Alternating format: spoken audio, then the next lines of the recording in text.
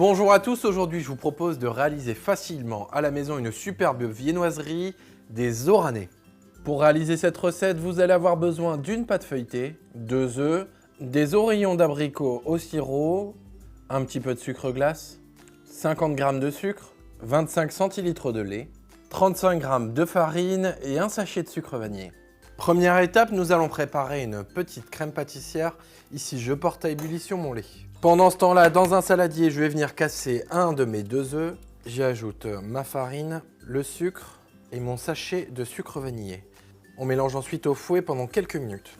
Mon lait est arrivé à ébullition, je vais pouvoir l'ajouter dans mon saladier. Je mélange bien et je remets l'ensemble de la préparation à la casserole sur feu doux. Je mélange ensuite au fouet. Ici, c'est une opération qui peut prendre 4 à 5 minutes, le temps que ma crème pâtissière épaississe. Je vais maintenant filmer ma crème pâtissière au contact et la réserver au frais pour minimum 1 heure. On se retrouve tout à l'heure pour la suite de la recette. Je récupère ma crème pâtissière au bout d'une heure. Je vais venir la détendre à la fourchette pour lui redonner un petit peu de liant. On va mélanger comme ceci.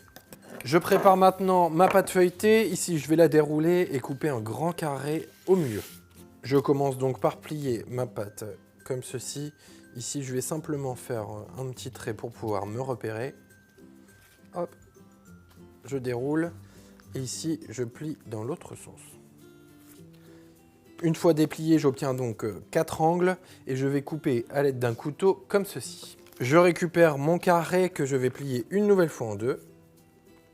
Un petit trait, je déplie, même chose de l'autre côté. Il ne me reste plus qu'à couper sur ces traits. Sur chaque petit carré, je vais venir placer un petit peu de crème pâtissière au centre que j'étale légèrement.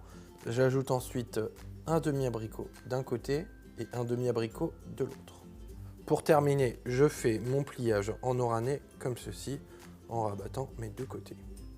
Je termine en récupérant mon jaune d'œuf et je vais venir ajouter une petite dorure sur mes oranais. Il ne reste plus qu'à enfourner pour 15 à 20 minutes à 200 degrés. Attention, surveillez bien la coloration. Dernière étape de notre recette, je rajoute un petit peu de sucre glace par-dessus nos oranais. Et c'est parfait, nous allons pouvoir déguster. Bon appétit et à très bientôt pour une nouvelle vidéo.